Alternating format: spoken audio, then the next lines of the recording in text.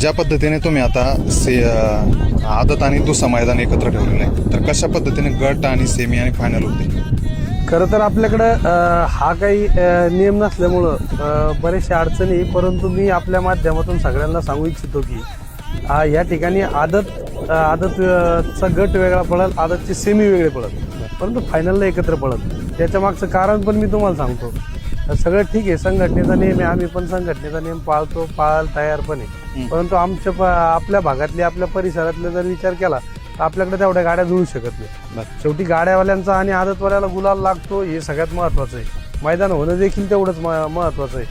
आपल्याकडे का मैदान होत नाही याचा पण आपण विचार केला पाहिजे आणि आपल्याला हे करावं लागेल. थोडीशी काही गोष्टी कॉम्प्रोमाइज करावं लागेल. ती कॉम्प्रोमाइज करून आम्ही या ठिकाणी ते मैदान घेण्याचं सगळ्यांनी ठरवलंय बापा. बक्षीस रचना कशी असेल? बक्षीस किती आपल्याकडे बक्षीस एकूण असतील?